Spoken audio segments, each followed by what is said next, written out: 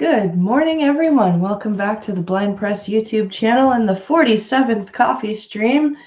And we will get to the titular article, I promised you. We've got a whole bunch of stuff to cover today. I've got a bunch of news stories, both political and some disabled stuff. So we've got a good mixture.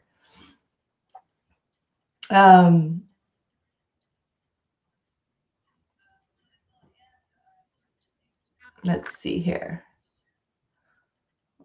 Let's pause that so I don't hear myself twice over. Let's say hi to, well, shout out to Gunfox because he had to go back. He had to go to work, so he can't be watching, but he popped in to say hello. Hello to Jacob Navo. Hi to Jesse Defenic Fox. Hello, Michelle Prong. Hello, Opinionated Scotsman.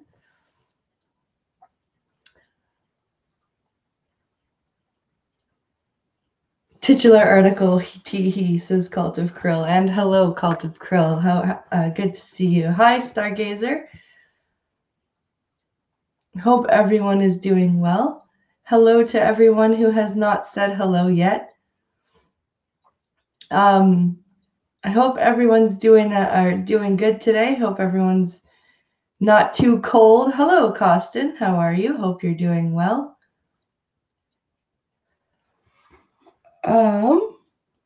Hello, Rolling Bear.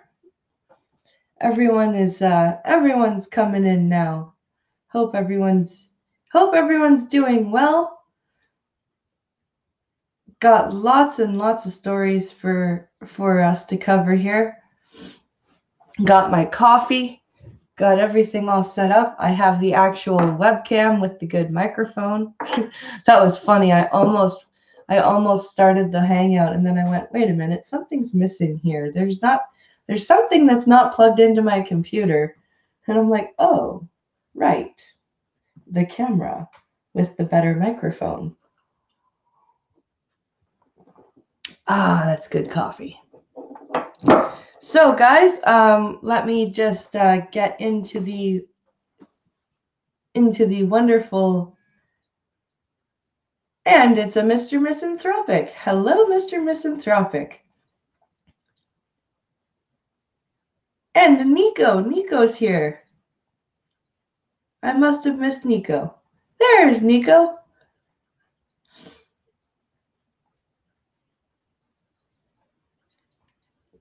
We've got a nice group of people here. All right. Love to see that. Love to see that. Let's get into those DMs that I've got. Gunfox has sent several stories, and I've grabbed a few. And then I went and found some disabled news, too. So we've got a great mixture today. Not enough to keep us going for at least an hour and a half.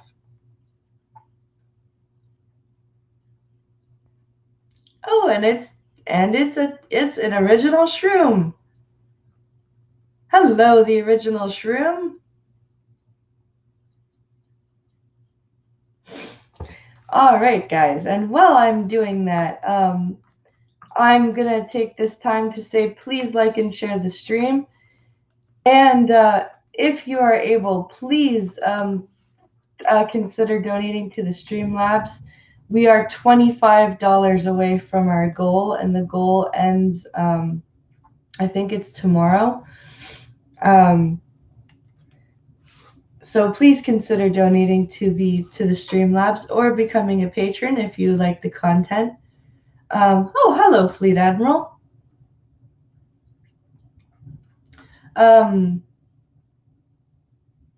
What was I going to say? Oh, yes. Also, current patrons.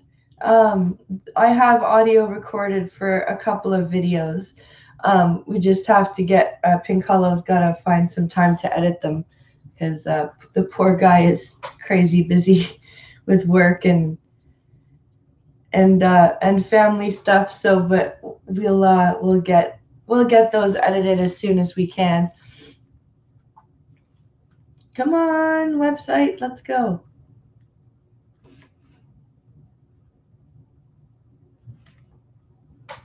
Go, go, go. Log in already. Thank you. God, that was annoying. All right.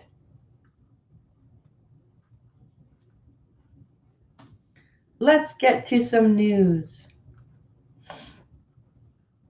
We've got like 10 stories here, so let's see how much we can get through.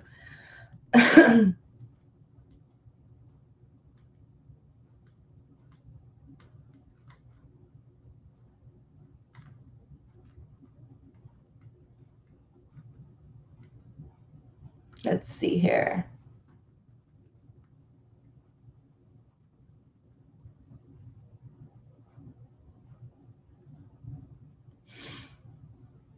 Oh, shall we do the titular article right away? Because it's the first one in the lineup.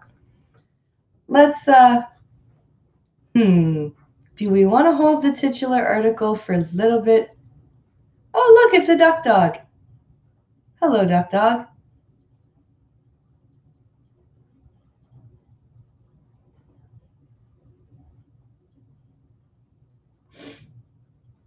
Let's, decisions. Surprise us, says Michelle. All right, I will. Let's do this here.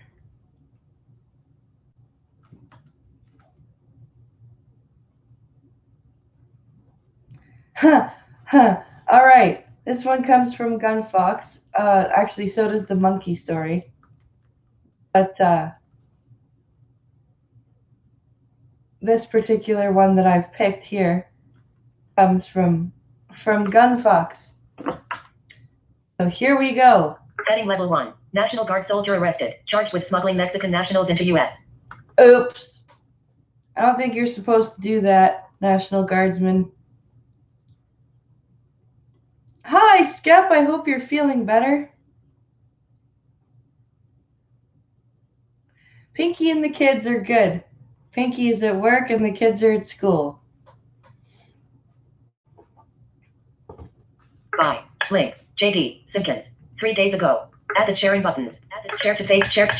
End of. Added sharing. A migrant carrying the flags of Mexico and Honduras walked along the highway as part of a 1,000-strong caravan hoping to reach the U.S. border. A National Guard soldier was arrested November 10th for attempting to smuggle 3 undocumented Mexicans into the U.S. Rebecca Blackwell /AP. Figure. Heading level 4. A migrant carrying the flags of End of. A migrant carrying as migration-related news coverage continues. Migration?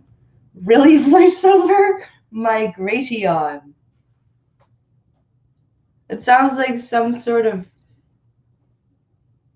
That sounds like some sort of like evil robot who helps. Oh, there's a new person, Silver Firefly. Hello. Sipping tea and more NyQuil. Thanks for asking. Oh well, I hope you get better soon, because that cold is that chest cold is awful.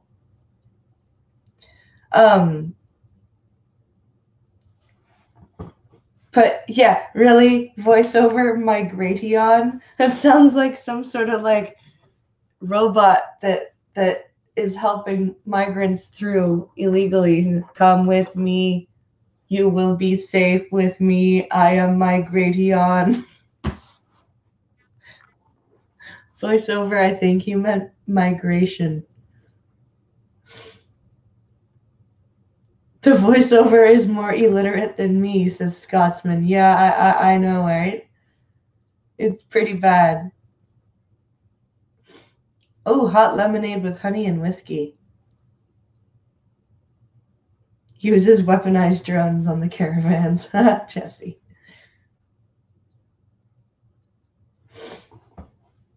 Link. U.S. troops deploying to the link. U.S. Mexico border. In anticipation of the link. Migrant caravans. Jesus, why are there so many links? Long-awaited arrival. 1. Link. Service member. Long link. Service member has reportedly gone against the security grain by smuggling Mexican migrants into the United States. You are currently.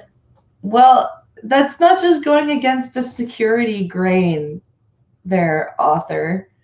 That's breaking the law. California National Guardsman PFC. Edward Jair Acosta Avila was arrested November 10th when his car was stopped near San Diego, California, about 2 miles north of the U.S.-Mexico border. You are currently on a text element inside of web content. So he's definitely got a Spanish name, but sounds like Mexico is getting tired of the convoy. They'll be building their own wall soon on the south border. Yep. Oh, hello. Bonetta Robinson.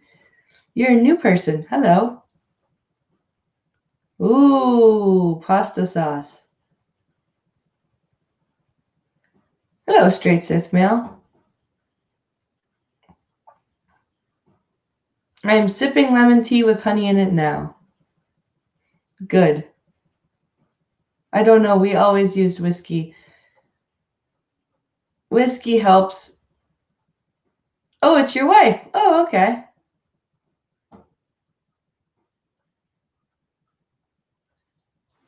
Well, welcome. Link. USA Today. Reported. After pulling over Acosta Avila's Honda Accord, Customs and Border Protection agents apprehended 5 individuals, including 3 undocumented Mexican nationals who were discovered hiding under a blanket in the backseat. You are currently... That's not a very good hiding spot. 3 people look kind of lumpy under blankets in the back seat. Well, that's just well done. Well done. Link. Image. What exactly are U.S. troops doing on the border? Heading level 5. Link. Acosta Avila, along with 1 other passenger who was identified as U.S. citizen, has been charged in federal court with human trafficking. You are... I think you meant has been identified as a U.S. citizen, not as U.S. citizen. Because if they were identified as just U.S. citizen in the court proceedings, like, that's a new one. What happened to John or Jane Doe?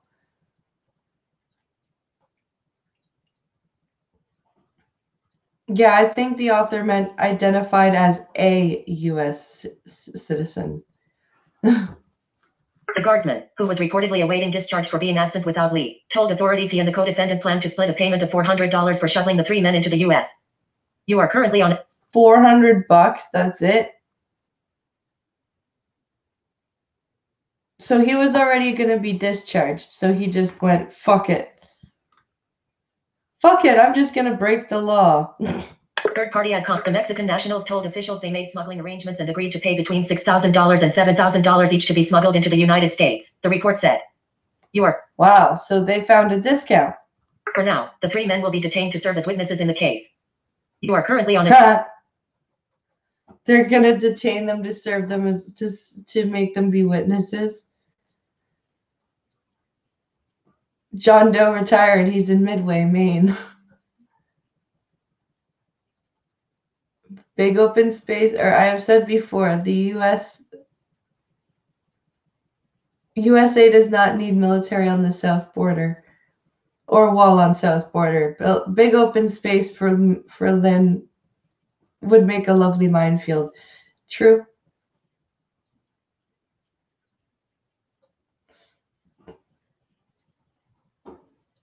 The Guardsman sounds like a magical slime film. Yeah. It does. It really does. Link. Fox 5 San Diego. Reported. Reported. They will later face the standard deportation process. Okay, so they're not going to be granted immunity for their testimony. They're just going to be detained as witnesses and then kicked out. Acosta Avila was reportedly not part of the U.S. border security mission, one in which an estimated 7,000 troops are expected to deploy in support of at various locations along the U.S.-Mexico border. Okay, so he wasn't part of the deployment, but he was probably a California National Guardsman. Idiot. Add the sharing buttons. Region. Add share enter. Add share about. Yeah, you are currently on a text element. So that guy's a dumbass, and he's probably going to go to jail for a while because he's a dumbass.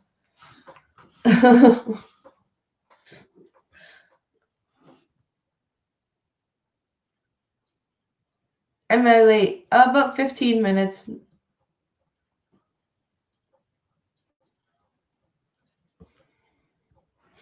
All right.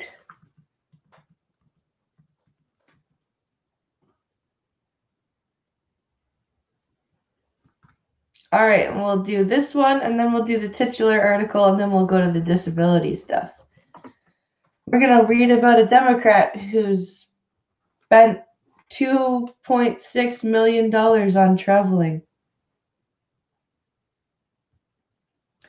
A Democratic governor. This is, oh, excuse me. Oh, let's check Streamlabs. My PayPal just, my phone just buzzed at me. So let's, before we read this next article,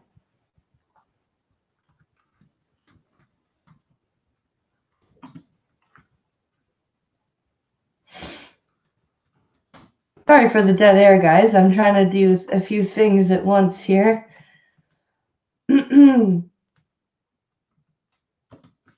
It's always interesting to read about people's elected officials' spending habits.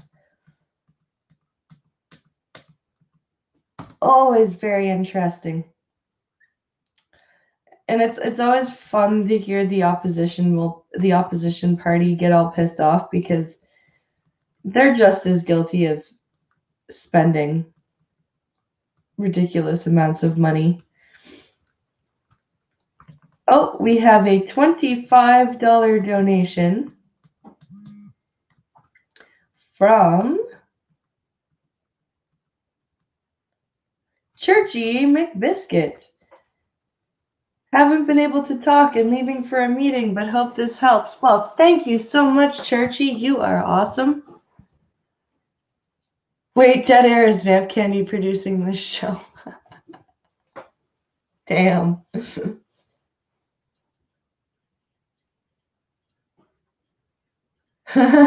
Titular, tits, boobs. Nice, Jesse. A mixed. Okay, so Duck Dog is talking to Rolling Bear. Sorry. Awesome. All right. Now let's get to the story. Let's get to the story. All right. All right. This was published 5 hours ago on Fox News. Heading level 1. Dem Governor strips bus states $2.6 M security and travel budget. You are correct. Okay, so he busted. Okay, so it was a $2.6 million travel and security budget, and he blew it out of the water. Okay, that's interesting. You are correct. Link. Bradford Betts. Link. Vertical line Fox. Link. Print. Link. Washington State Governor Jay Inslee at the 2015 United Nations Climate Change Conference in Paris. Image. Washington State Governor Jay Inslee has reportedly been racking up bills in security and travel expenses. State records show. Records cited by the link. Seattle Times indicate that the Executive Protection Unit, ECU, which accompanies Inslee on domestic and international trips, has exceeded its $2.6 million budget by $400,000, and the costs are expected to rise. Oh, damn. So he's almost at $3 million for the travel and security budget. So he's over budget, and his costs are still going to go up. That's a lot of money. That's a lot of money. I agree with a nice open minefield, yeah.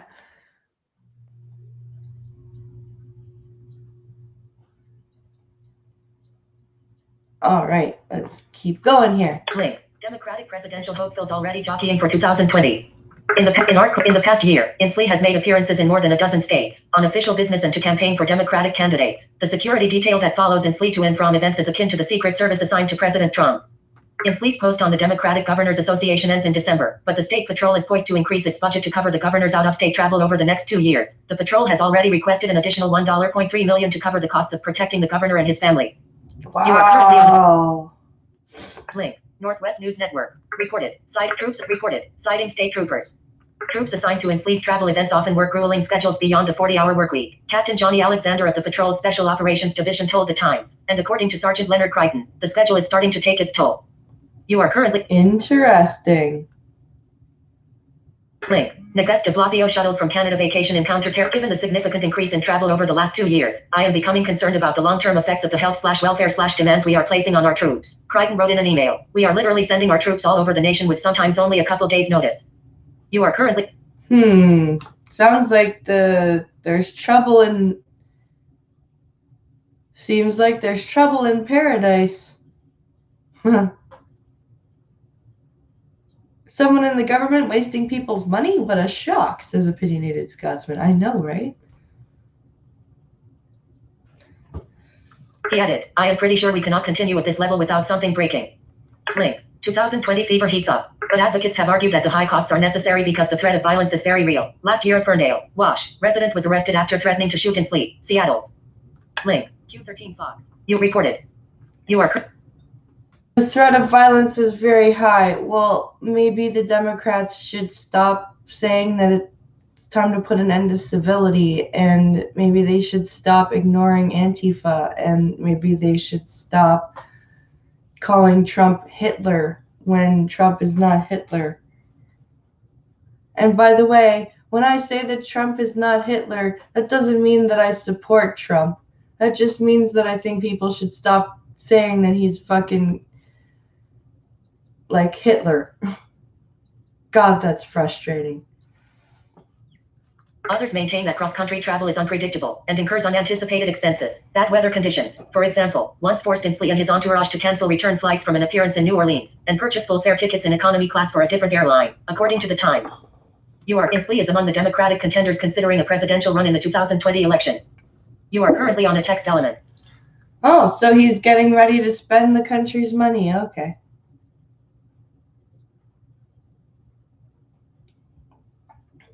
After December 13th, I will probably have my PS4 Red Dead Redemption bundle pack. This and my PS2 are the only ones I will have. Oh, cool. The term Hitler just doesn't have any meaning anymore. It just means someone I don't like. Yep, Skep, you're right. The Democrats' symbol is a donkey because they're jackasses. Nice. Nice. Bradford Betts is an editor for Fox News. Oh. Follow him on Twitter. End of that story.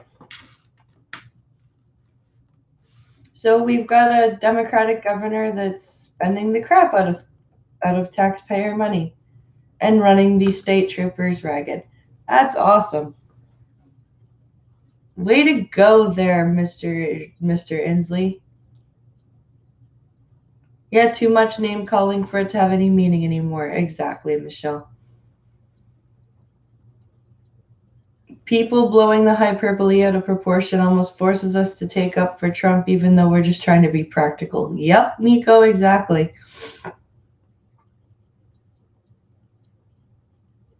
Like, my mother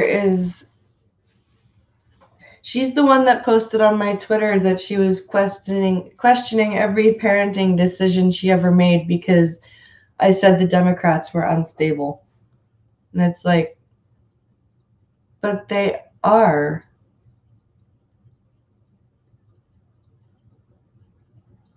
Hey now.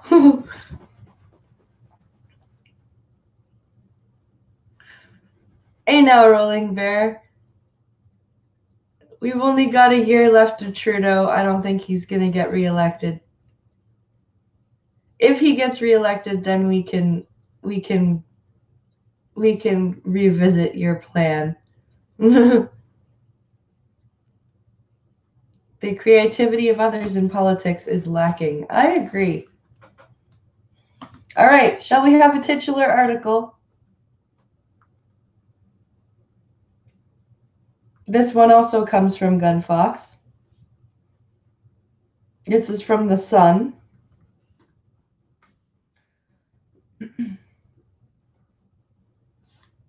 Woman bleeds to death after being attacked by monkeys days after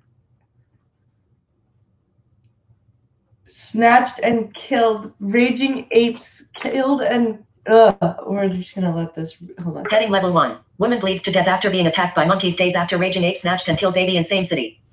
You are. I don't know why apes are running around killing babies.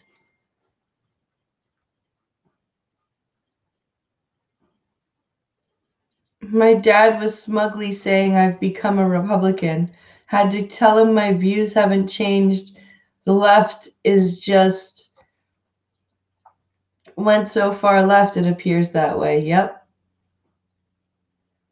Too many people take things at face value rather than looking at things. Yep, Scotsman, you're not wrong. Yee, says, let's have a titular article, says Duck Dog. Yep. Shall we have a titular article? Let's have a titular article. That was terrible. The victim was bitten to death after wandering into a field near her home in the second killer ape attack this week. You are currently on. Wandering into a field near her home. Apes are Sumeria's dingoes. It's ranting monkey's fault. Damn monkey. Nice. By Joe Brophy, November 15, 2018. Updated, November 16, 2018. 2:51 p.m. A woman has bled to death after being attacked by monkeys days after raging ape snatched and killed a baby in the same city, according to reports. Other woman bleeds to death after. Link. Heading level 1. The Vic by November. Link. Reuters. Visited. Reuters. Link. Image. Reuters. Visited. Link. 4. A monkey has killed a newborn baby after snatching him from his mother and biting him on the head. File image. Endo. A monkey. Heading level 4. Get the best son story. Endo. A monkey. Attack of the apes. Third. Pet by Joe Brophy. No update. A woman. The victim. Link. A 12-day-old. The victim, whose age varies in reports between 58 and 59, was bitten to death after wandering into a field near her home in another killer ape attack the same week. Link. A 12-day-old tot that was fatally ambushed. A 12-day-old tot? That's not a tot. That's a fucking infant. Is this what Naked Ape is doing instead of videos? Ooh. Oof. Oof. Press, please never do a drunken uncle impression again. Yeah, Nico, that was pretty terrible. Raging Ape would be a great name for a band. It would.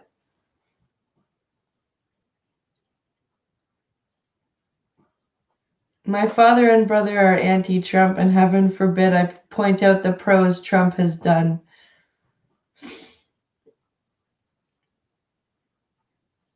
I need to disavow options around them.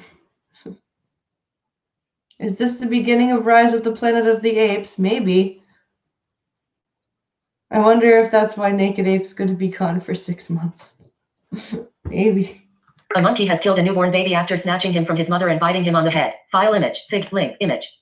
Visited. Link. A monkey has killed a newborn baby after snatching him from his mother and heading level 4. Get the your info. Link. Privacy pop entry. Sign me up. She was discussed. She had gone into the field to urinate when she was set upon by monkeys who allegedly attacked her so ferociously that she collapsed and was only spared after becoming motionless.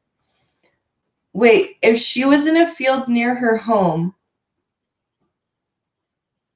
tot and infant mean the same thing in the UK. Oh, okay. I gotcha.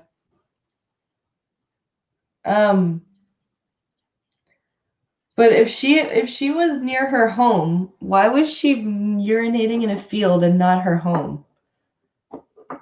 That's maybe she really had to go.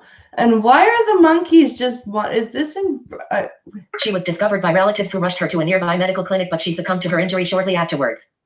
The horror attack comes mere days after a 12-day-old baby was bitten to death by another monkey on the outskirts of Agra, India. Oh, okay. It's India. This is why the monkeys are just wandering around biting people. Get a fucking outhouse, says Jesse. This is India. Mr. Misanthropic.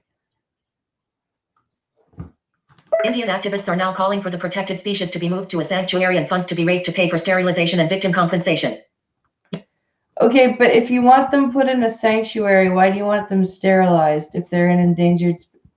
You pick one. Either you want them in a sanctuary or you want them sterilized. You want, or like, do you want them captured and sterilized so that they can't reproduce anymore? India, that makes sense now. Yeah, yeah. I was wondering myself for a minute. Baby Arash, pictured, was killed by a monkey after it snatched him from his mom's arms. Figure. Link. Ooh. Central European News. Link. Image. Baby sent visited. Link. Baby Arash. Pictured. End of. Baby Arash. Baby Arash was rushed to hospital but sadly declared dead on arrival after he was fatally attacked on Monday. You are the baby's father, Yagesh, who drives an auto rickshaw, told local media. The front door was left open and my wife was breastfeeding the baby when a monkey suddenly ran into the house. You are Oh, God. Yagesh said that the monkey grabbed the infant by his neck and ran off before his mom Neva could do anything. You are currently on a text help. That's awful.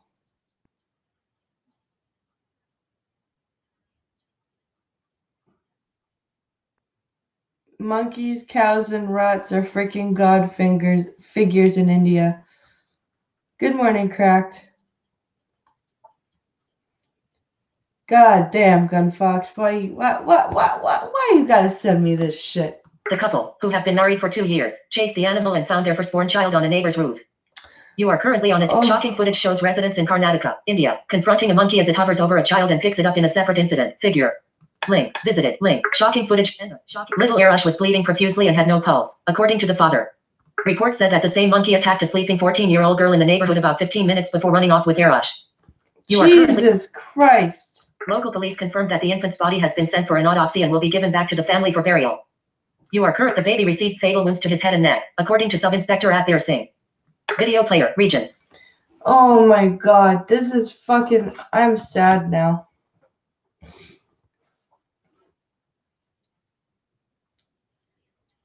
I am a sad panda now. The Rabbit and Bunny Islands in Japan are creepy. If it wasn't that people died, this would be a really funny story. Yeah, So the monkey was basically fuck this baby in particular. Yeah. A serial killer monkey? Yeah, that's what it sounds like.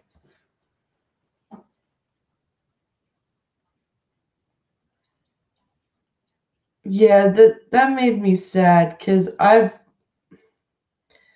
breastfed both my kids and I'm just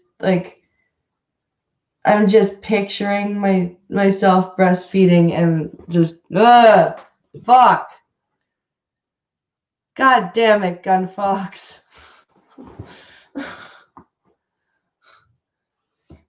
I thought you tried to make me angry, not sad.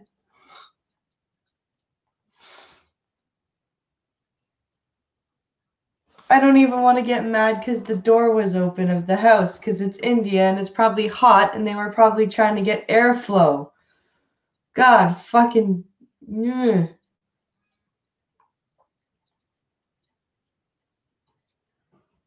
Okay, I need to find something else to read and to ugh.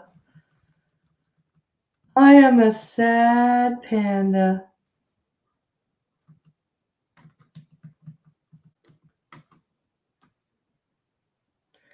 Chipotle rethinking firing manager who refused to serve black customers. Can we give these monkeys to liberals for pets for Christmas? No, fuck the monkeys. They are fucked up. Yeah. I am a sad, sad panda.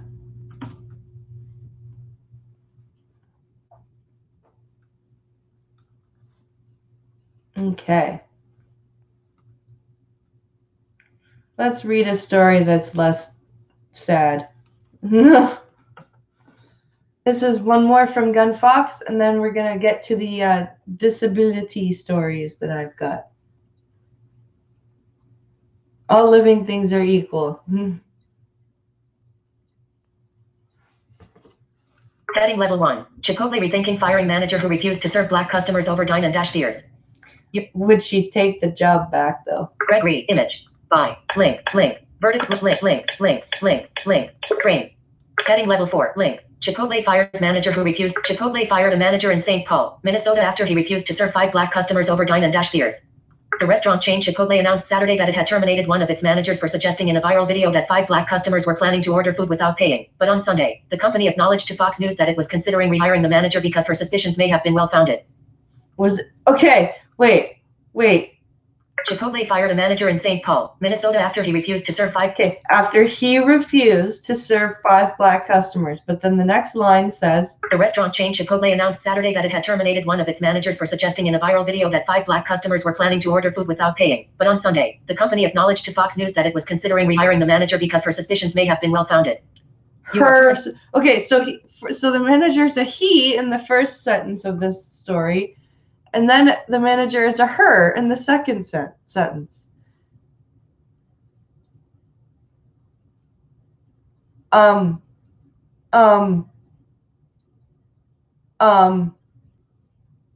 Okay.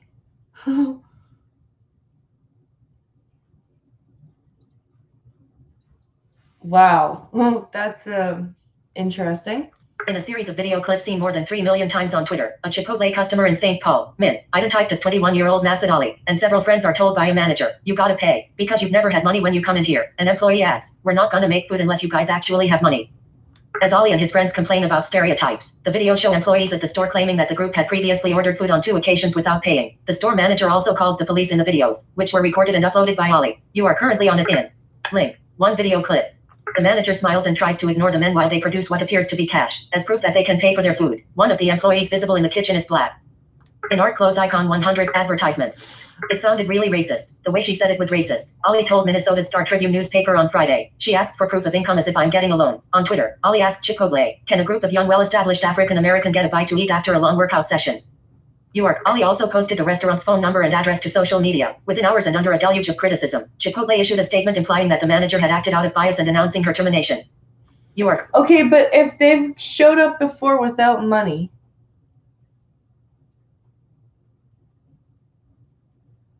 what was the movie about the black guy getting mad about stereotypes right before robbing the couple he was bitching at? Oh!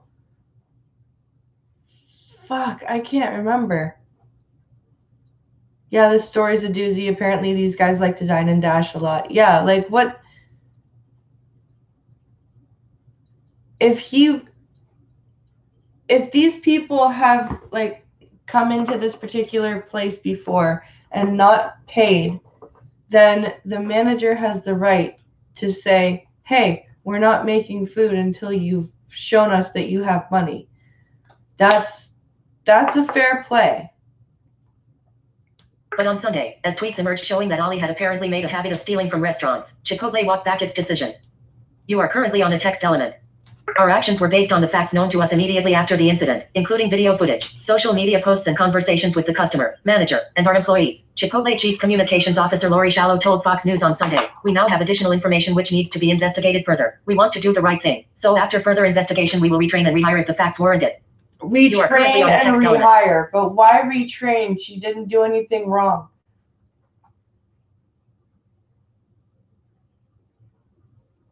She doesn't need fucking retraining. She did everything right. Despite reports on Twitter late Sunday that the manager had received her job back, Chipotle confirmed to Fox News that nothing has changed from this morning. We are still investigating a few things. You are currently on a text element. After further investigation, we will retrain and rehire if the facts warrant it. You are currently on a text element. Again, why would they retrain? She didn't do anything wrong. She just wanted to make sure that they were gonna be able to pay for what they ordered, because before they have not been able to pay or not had money. So that's not retrain and rehire. Comment Chipotle Chief Communications Officer Lori Shallow. You are link. Play meet link. Get link. At Chipotle tweets. Oh, I think that's the end of that story. So there we go.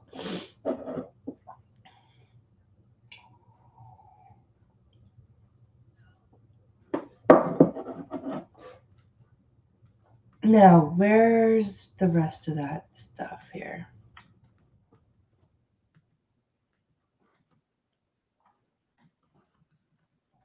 Now we're going to get into some of the stuff I found.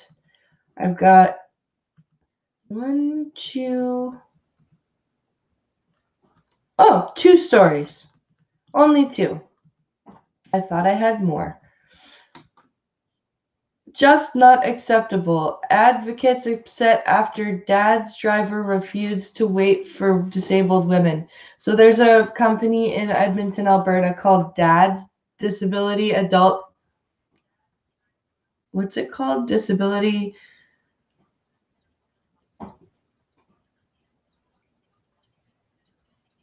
They probably won't actually retrain. That's something they just say to save face. Okay, that makes more sense. Race cards, special snowflakes. So.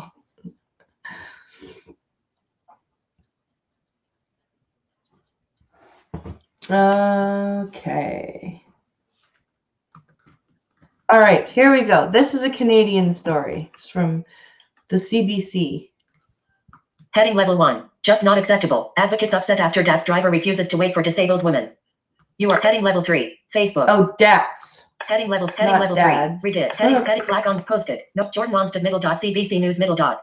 Posted. November. A quarter of all 1,358 complaints lodged by dad's clients over a 2-year period were registered as no-show, a category that accounts for when a driver misses a pickup or there was a miscommunication. Laura Osman /CBC. 45 comment. Self-advocates in Edmonton's disability community are expressing frustration after they say a driver with disabled adult transit service, DATS, refused to wait for a woman with verbal and physical limitations. Cassandra Ainsley was at a meeting last week with other members of the Self-Advocacy Federation, a group of people with disabilities who carry out advocacy work in Edmonton. She scheduled a pickup with the city's paratransit service to coincide with the end of the meeting on Tuesday night along with some of the other members. List 1 item.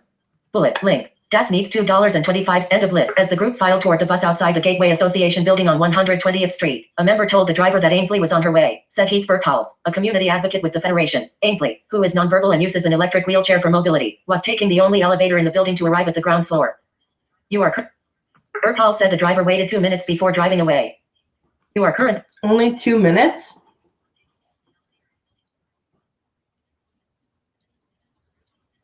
That's not very long.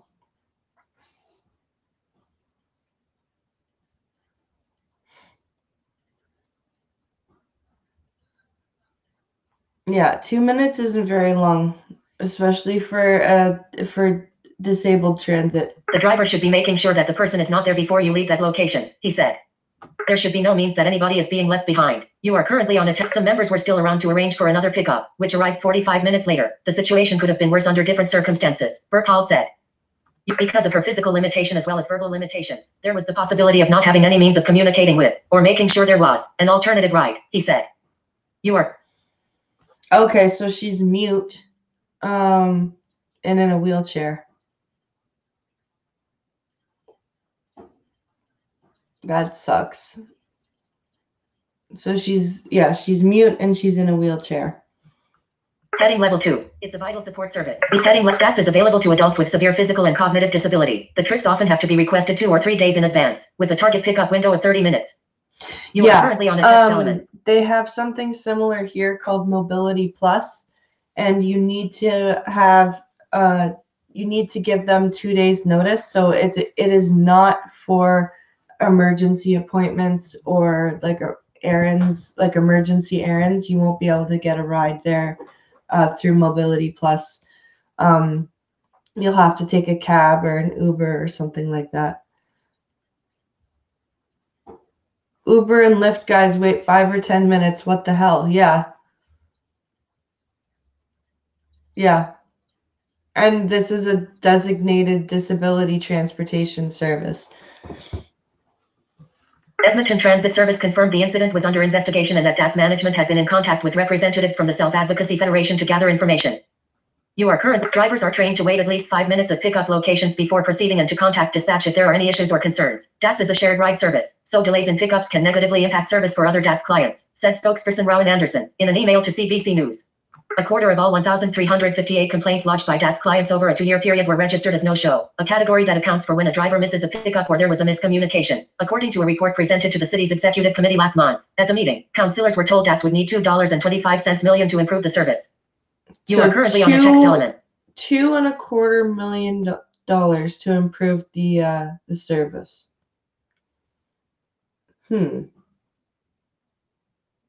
What do they need the money to, like, what would they need to improve? Do they need more vehicles?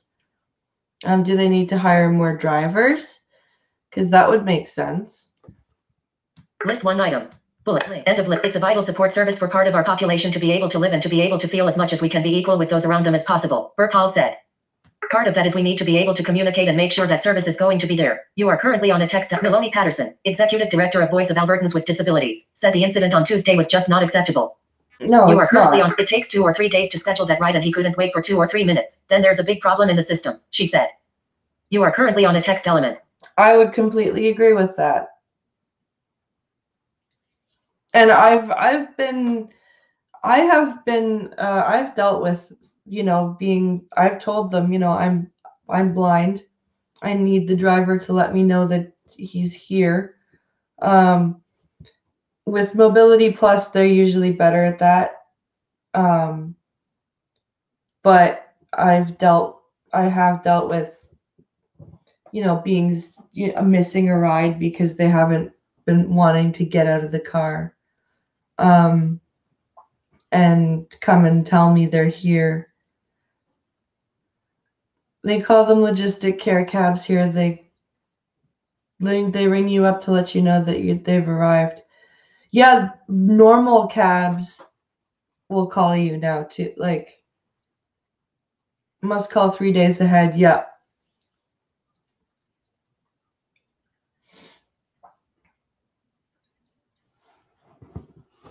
When CBC News spoke to Burke Halls on Thursday, he said the Self-Advocacy Federation had not received an update on the investigation or met with a representative from DATS.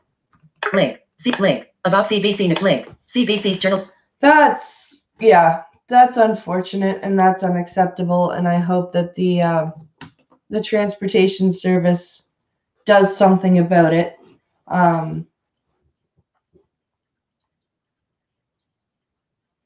Because that's just ridiculous.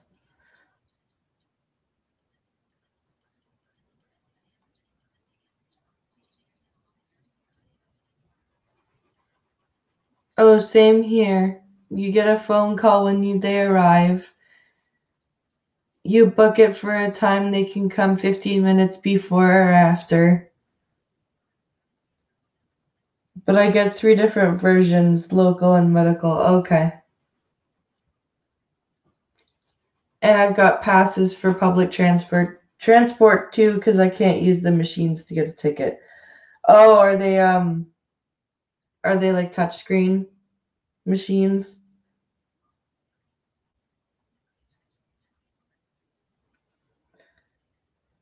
Okay, let's.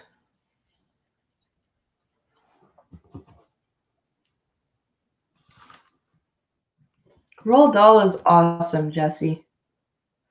I had a 3rd grade teacher who read us, I think at least 6 different Roald Dahl books throughout the school year. After lunch every day, he would read to us for half an hour, and he did the voices and everything. He read us the BFG.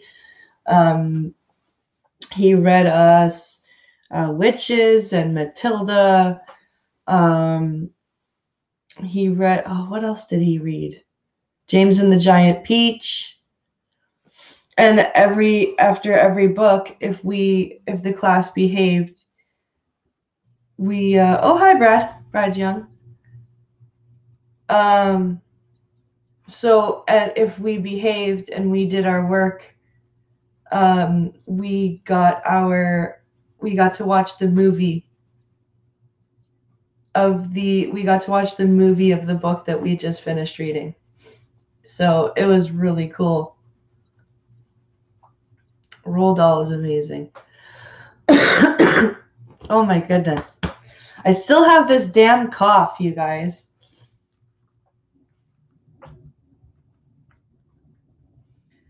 Opinion: rewriting the old disability script.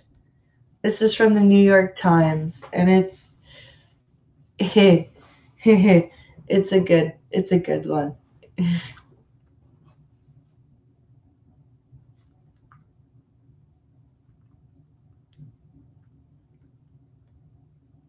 You guys ready for this? This is gonna be fun. We change queer literature and the world by writing our own stories with disability. We can do it again. You are currently on queer literature.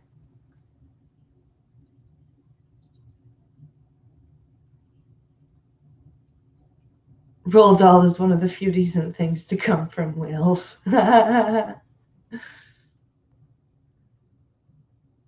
City Transit has a bus for disabled here. They do not call in if you're not outside. They do not stop. Oh, damn.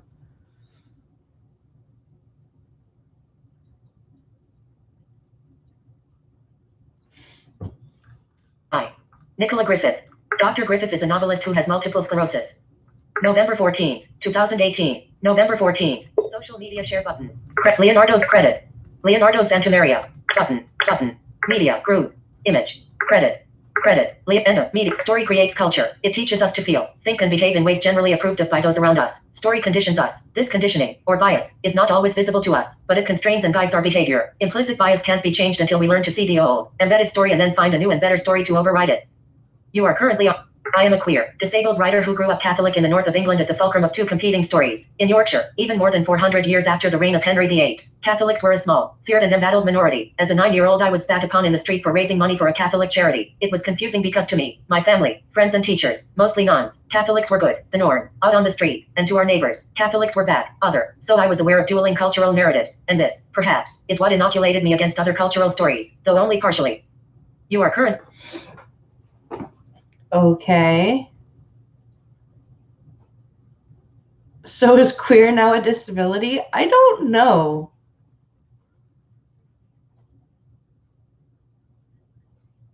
Oh, there's an X from Opinionated Scotsman.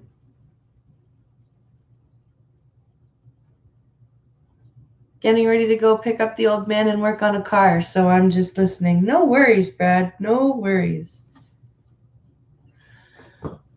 When I was very young, 4 or 5, before I was fully sexual, I knew I was a girl who liked other girls. I didn't really think about it. It just was. 19.FB web use only. Black on white. It wasn't until I was 9 or 10 that I found out that the dominant story of queerness, as told by family, church, school, neighbors and books like the tortured 1928 lesbian novel The Well of Loneliness. Black on white. Advertisement. You are third. Then, when I was 15, I went with advertised. It wasn't until I was 9 or 10 that I found out that the dominant story of queerness, as told by family, church, school, neighbors and books like the tortured 1928 lesbian novel The Well of Loneliness, was that it was bad. But by then I also had experience of the cultural story of Catholicism being not entirely true, so it wasn't too hard to counter-program anti-lesbian bias with my own, better story. As a result, I did not develop internalized homophobia, or thought I hadn't. You are internal. Oh my God, you were 10. Oh my God. And at 4 or 5, you knew you liked girls.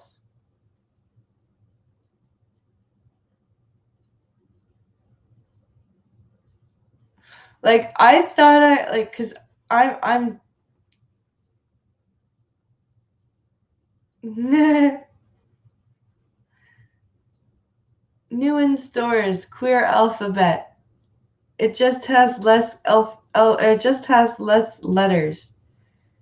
LGBTFRID, and with the chips you can come track them now. Nice. The old man is the blind guy I work for. He likes to ride with me. It gets him out of the house. Oh, that's cool. Why are terms gay and queer and rainbows corrupted by homosexuals? I don't know.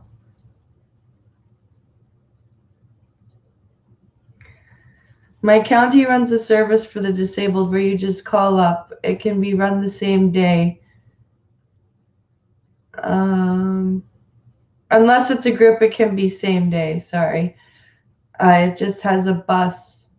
Or the bus needs to be booked. Oh, okay. At 4, I thought I was Wolverine. Oh, I thought Wolverine was my dad. Yeah. Like, I'm bisexual, and I didn't start to realize that I might possibly like girls until I was like 8. And even then, I was like, do you know what I mean? Like, I didn't say, oh, I'm gay. I just thought, like, it's weird. This is weird. Advertisement.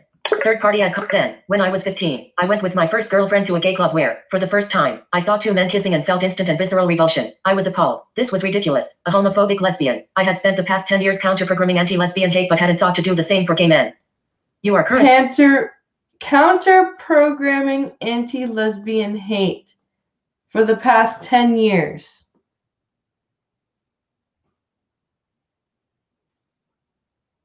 So you thought it would be okay for lesbians to be together, but not for 2 men? Are you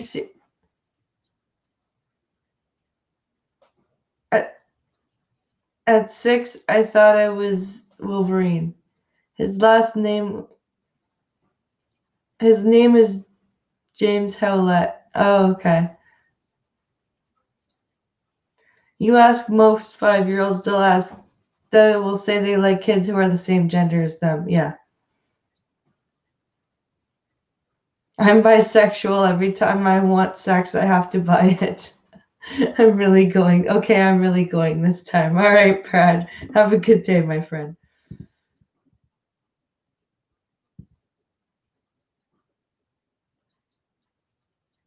Okay. I was determined to change that, and I could because I now had access to a countervailing story. I went back to the club night after night for a month until a new story. This is just what some men do. It's fine. M dash. Okay. What the fuck were you doing in a gay club at 15?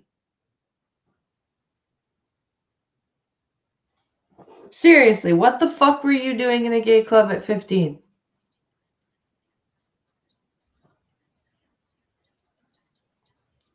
Seriously. That's kind of crazy. Overwrote the old. Informed opinions on today's vital issues.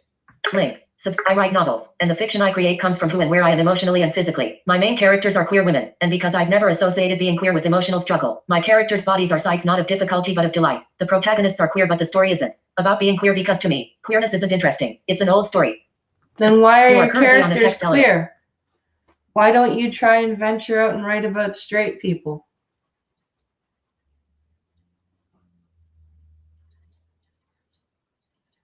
That's a little weird. You don't care about queerness, it's not interesting to you, but your characters are queer women. How can you write stories? Well, you can write stories that aren't about being queer, but have queer characters. But if you don't, you've got to talk something about queerness if you've got queer characters. And so you don't seem to be interested in branching out. There are some clubs where you can go in at 15. Where I grew up, it was called the Rec Room. And it was a gay club and drag queen show. Okay. Why make half the article about it then? That's a very good question, Scotsman. Very good question. But disability was different.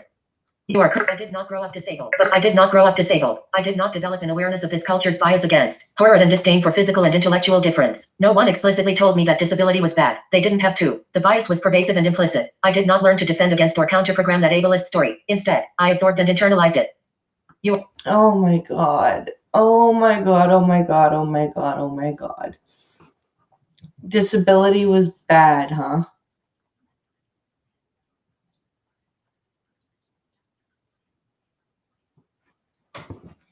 I learned I had multiple sclerosis 25 years ago, perhaps because my physical impairments gained on me slowly. It took me years to feel the sting of non-disabled people's dismissal. It took me years to begin to understand that I had been dismissing my disabled self, years to recognize the ableist narrative I'd absorbed, because I had nothing to contradict it. How are you being dismissed by non-disabled people because you have multiple sclerosis? Complimentary. Heading level 2. Editor's pick. Link. End of prompt advertisement. Third party ad. As a child, I saw no disabled women, queer or otherwise, in real life or on page or screen. When disabled characters finally began to appear in books and on screen, they were caricatures, tragic cripples, angry cripples, helpless cripples, one-dimensional characters whose bodies were portrayed as sources of disgust and despair. These stories were written by non-disabled authors. They reinforced the ableist narrative because that's all they knew. It's all they could imagine. How terrible it would be to be disabled. You are currently...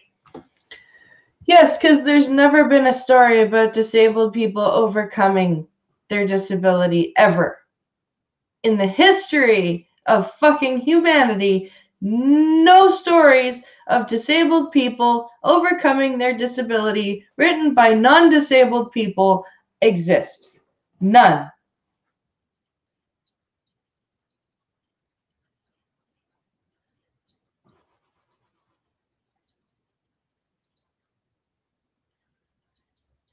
Oh my God. Or geez, let kids be kids. Let them live life as you feel you want. We need stop blaming others for your feelings. We need to sort this out in puberties, but no, we need to teach toddlers now. Yeah, I know, right? You're retard. You can write about anything. You don't have to be gay to write a good gay character, or straight for that matter. Yeah, I know, right?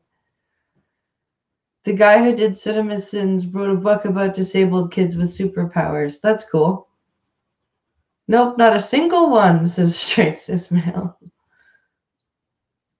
To bitch not know of Helen Keller, I looked up to her. Yeah, I know, right? Beethoven.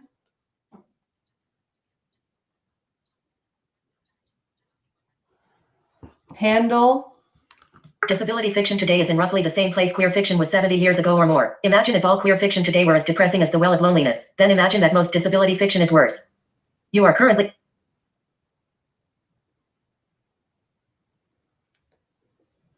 Well, okay, but the reason that queer fiction was depressing was at the time it wasn't okay to be gay. And the reason that disability fiction is depressing is because that people are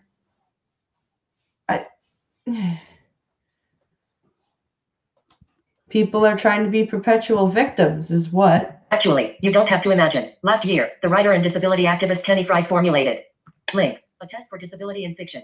It's based on the Bechdel test, which asks whether a work of you are current Link, fiction, or drama features at least two women who talk to each other about something other than a man. The Fries test asks, does a work have more than one disabled character? Do the disabled characters have their own narrative purpose other than the education and profit of a non-disabled character? Is the character's disability not eradicated either by curing or killing?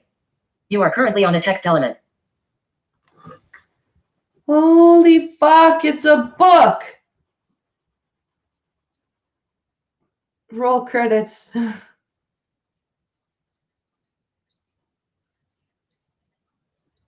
Kill this bitch like Old Yeller.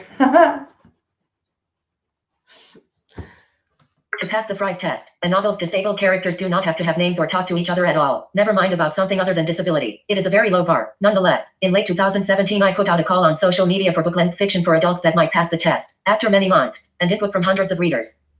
Link. I have a list of 55 titles. You are currently at these 55. Link. Of these 55, some are old, some out of print, and a handful not in English. So let's call it an even 50. This is a shocking result. According to the Stanford Literary Lab, there are Link. About 5 million novels extant in English. And according to the most recent figures from the Centers for Disease Control and Prevention, 1 in 4 people in the United States are disabled. For stories that pass the Fries test, to offer at least a reasonable chance of not being ableist narratives, to proportionally represent the experience and reality of the American population, the number of novels on my list should be 1,250,000. You are currently... Oh, yes, if you're just going by sheer numbers. So you want there to just be tons and tons of books about disabled people. Oh, Lord, the I'm an idiot test. Yeah, I know, right? So you just want there to be books about disabled people that are just full, like, in order to meet your quota, how many books do you think, like, how many stories can you write before you start sounding ridiculous and robotic? 1.25 million, and we have 50. Think about all those stories that are missing. Stories that we need to overwrite. Think about all those stories that are missing. Stories that we need to overwrite the corrosive narrative of ableism. Without those stories, the implicit bias will continue and the cycle will renew itself endlessly. We changed queer literature and the world with story. We can do it again. We can write those stories in our own voices. Our strong, beautiful, ordinary, disabled voices. Okay, you crazy bitch. Hi, Johnny. What a crazy person. Queer liter, like,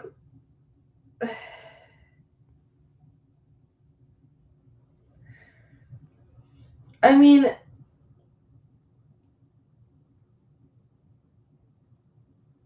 I don't understand this need to overhaul and over like use.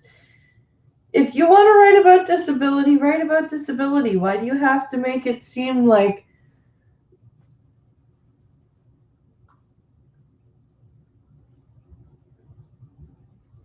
now I need to write a book about a blind detective?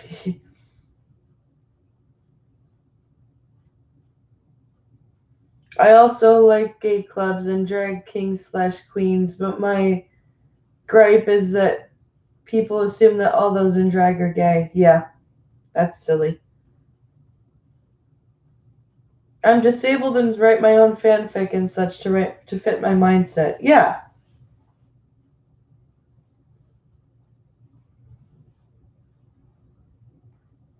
And what the fuck is she talking about? There's no good there's no good fiction that includes a disabled character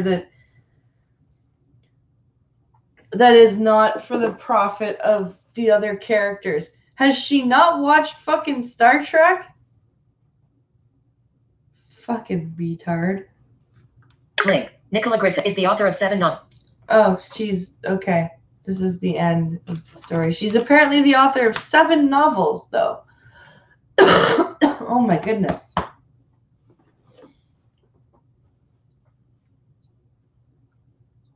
I build in Minecraft, lol. I'm legally blind. Have they read Venom? Yeah, apparently not.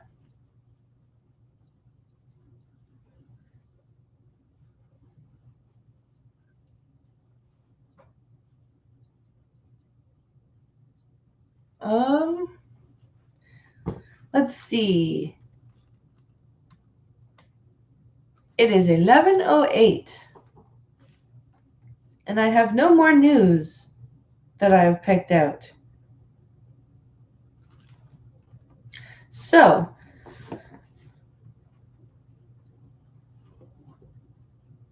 have I heard of the Ables? No, I have not heard of the Ables, Johnny. I'll look. Is it a book? I'll look it up. One of the guys that was Venom was crippled. Daredevil, exactly. What about Professor X? Exactly. All of these fucking disabled like these disabled characters. This woman is fucking just. Ugh. Why are people so stupid? Why?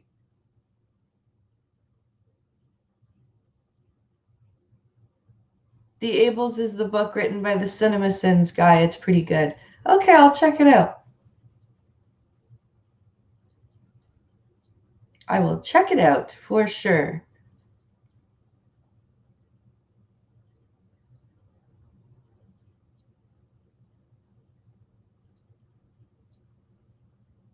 Oh, Iron Fist.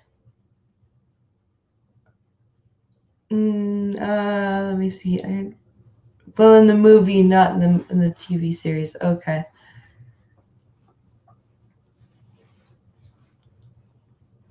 What else?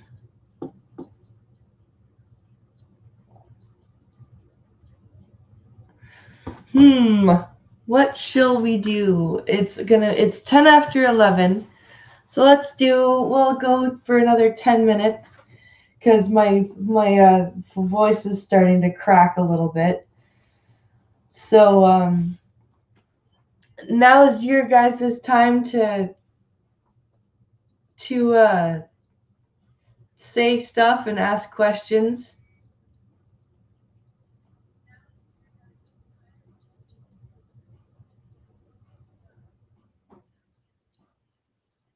Um, Percy Jackson books are about kids with ADHD that are demigods. Oh, that's cool.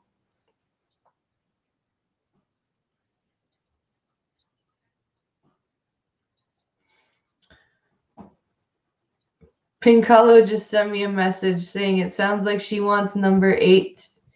What is it? What did he say? She sounds like she's trying to get a best-selling novel for number 8 because I bet you the other ones died off. Oh. Yeah, Pincalo texted me that.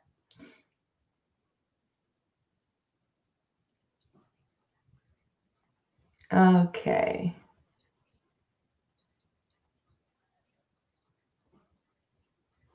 I will be picking up Soul Calibur 6 this week. I've never played one. Oh, really? Well, I hope you enjoy it. I'm going to be doing a lot of practice mode because like I said yesterday, I haven't played since 2013. So, and the game mechanics are a lot different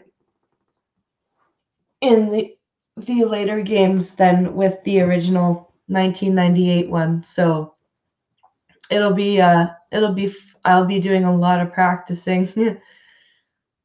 And I'll probably be doing a lot of the story modes and arcade modes and stuff just to get my character a little bit buffed up before I venture out online.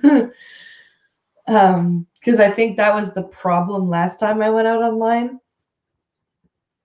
It wasn't my game, so the characters weren't buffed out and anything, and I went out online, and some Asian kid just like one hit killed me. It was pretty fucking hilarious.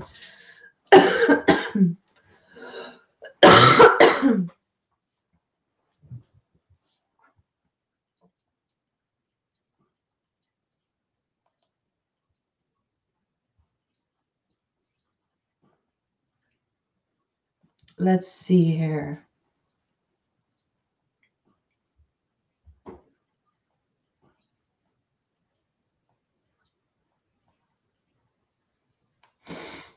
And let's see what we've got here.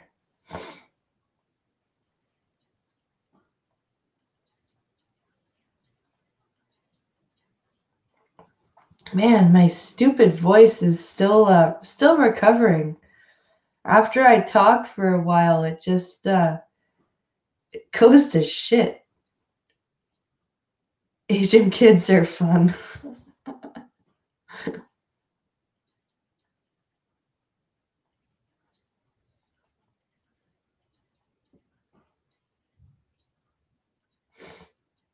They are fun. They are very fun. There's a lot of Asians in my city because the two universities here, especially the one with the engineering and science departments, a lot of foreign exchange students come here specifically to go to that school. Now I am sleepy. Dinner 8. Oh, good. Well, I hope you can get some sleep.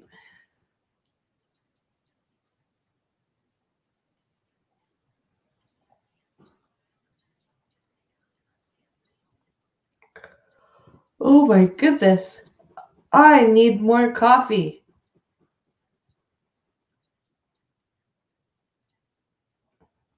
I'm definitely going to need more caffeine. I am very tired.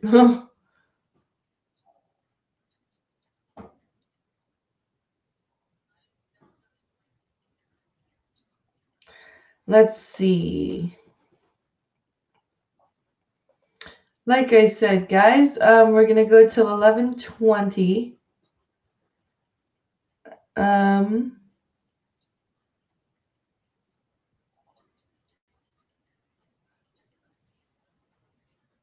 I've been up since your stream last night. Oh, wow.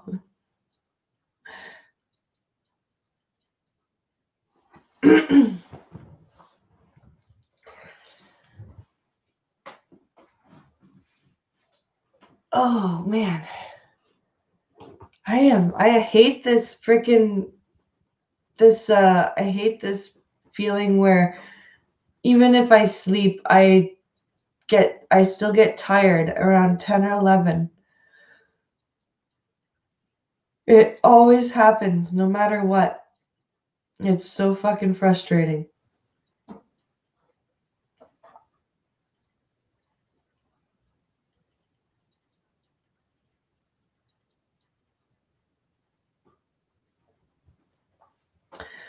So remember, guys, to like and share the stream if you haven't already.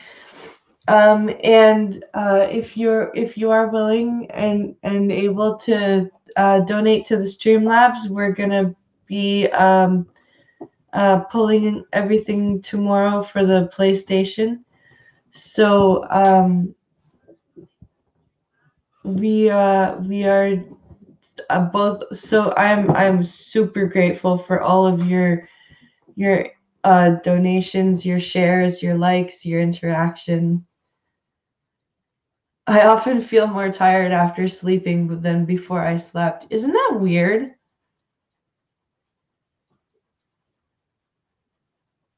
That is so weird, Scotsman. That always happens. I don't understand that.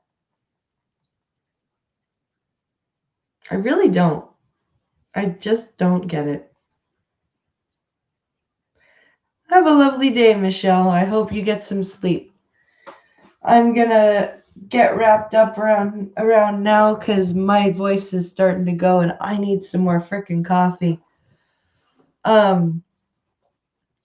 Thank you guys so much for coming out as usual. I every day I say this, but I have a lot of fun talking with you guys, reading the news, reacting to the news. I don't understand it either, says Scotsman. Yeah, it's a weird feeling. But yeah, I hope everyone had a good time.